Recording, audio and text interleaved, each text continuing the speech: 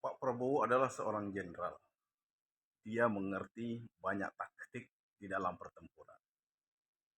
Ya, taktik-taktik di dalam pertempuran itu beliau terapkan di dalam dunia politik. Apa itu? Kalau kita melihat ada musuh yang kuat, salah satu yang akan kita lakukan adalah pecah belah, cabik-cabik, pisahkan kecil-kecil. Itu juga yang dilakukan dulu oleh Belanda menyerang Indonesia. Ya kan? Nah, maka dari itu Prabowo ini berhasil meluluhlantakkan persatuan PDIP. Kenapa tidak? PDIP dengan Pak Jokowi, dengan keluarga Pak Jokowi itu sangat erat hubungannya. Sangat erat sekali. Apapun yang diinginkan oleh Pak Jokowi selalu didukung oleh PDIP. Pengen menjadi wali kota, dukung. Pengen menjadi gubernur, didukung. Setelah duduk menjadi gubernur, pengen menjadi presiden, didukung. Tidak hanya didukung mau jadi presiden, seluruh programnya dipantau, diawasi, dikawal oleh PDIP dengan sangat baik sekali. Sehingga memang PDIP tidak pernah terpikir bahwa Jokowi akan berkhianat. Nah, setelah itu pengen anaknya menjadi wali kota, didukung lagi. Pengen menantunya, didukung lagi. Begitulah saking PDIP ini, Bu Megawati ini mencintai seorang Jokowi.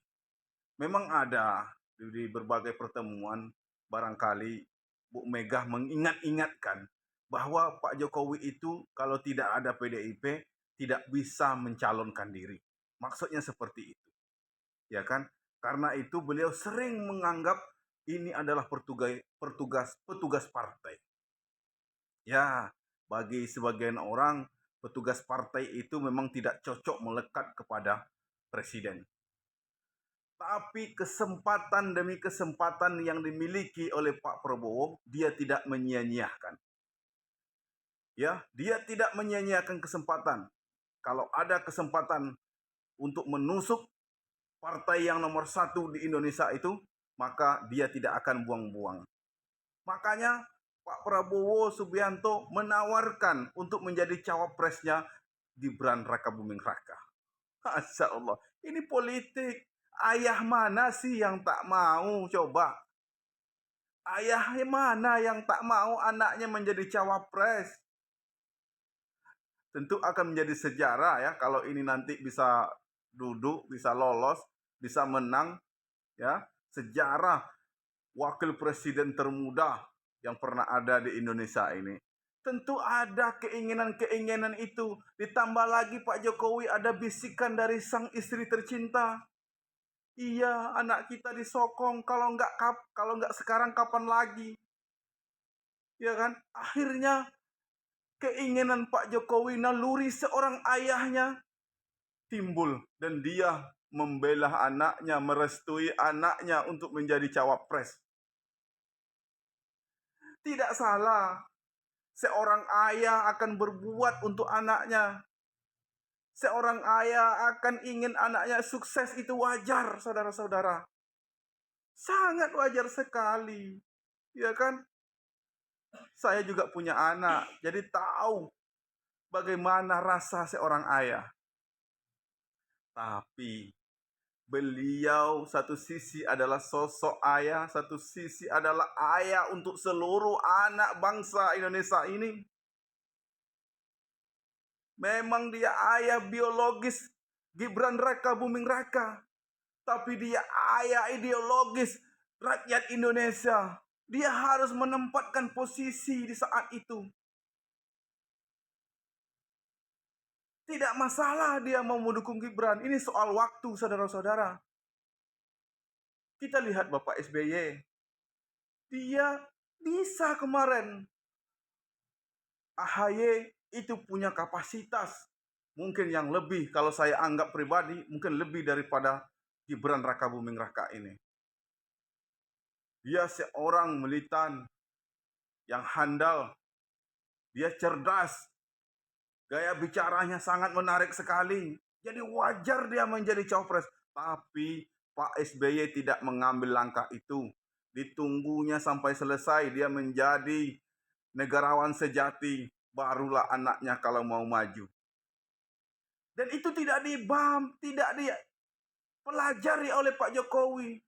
Sehingga di akhir-akhir ini, nama baik beliau yang selama ini ada, akhirnya rusak, saudara-saudara. Dan PDI yang selama ini sangat mencintainya, sangat menyayanginya, sangat membangga-banggakannya. Tidak ada kader terbaik lagi kecuali Jokowi. Mereka memuja-muja. Akhirnya mereka sekarang membenci. Mereka melawan. Bahkan berkemungkinan besar mereka tidak pernah terpikir akan berkoalisi dengan Anies Baswedan. Tapi berkemungkinan besar pada putaran kedua mereka akan bersatu, saudara-saudara. Dari mana ini asalnya? Iya, ini satu sisi ini adalah kecerdasan Prabowo mengambil langkah-langkah yang efektif untuk memenangkannya. Apakah Prabowo beruntung? Tetap beruntung. Minimal dia berhasil menjadi cawapres. Kemudian berkemungkinan besar Partai Gerindra akan menjadi partai puncak pada pemilihan sekali ini. Karena dia berhasil mencabik-cabik, mengobrak-abrik rumah PDIP ini. Tidak sedikit, saudara, kader-kader PDIP yang terbaik hengkang dari partai PDIP ini. Mungkin ini salah Prabowo? Tidak. Ini adalah sebuah taktik, ini adalah sebuah politik, ya, yang bisa dimanfaatkan oleh seorang jenderal. Oke, tetapi sebenarnya tidak hanya itu, ya. Tidak hanya menang standar kita, standarnya harus tinggi daripada itu. Menang beretika, saudara-saudara. Menangnya penuh dengan etika, tidak menang menghalalkan segala cara. Kan kasihan, saudara-saudara. Pak Jokowi lagi sebentar lagi akan menjadi rakyat biasa. Dia akan sama seperti kita-kita ini, saudara-saudara. Tapi sayang, dengan ambisi seseorang, akhirnya dia tidak mendapatkan keistimewaan di akhir-akhir jabatan dia ini. Justru dia berlawanan dengan orang yang paling mendukung dia. Mungkin itu ya, saudara-saudara. Ini pelajaran untuk kita ke depannya, ya.